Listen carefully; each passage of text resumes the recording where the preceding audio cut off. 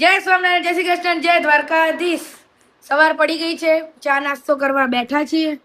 ચા છે, ઢેબરા છે, થેપલા અને ચવાણું છે. અને હયાનભાઈ જુઓ, આમ સ્કૂલે જવાનું હોય ને તો તૈયાર ના થાય ને ઊભા ના થાય. અત્યારે નાઈ લીધું હે ને.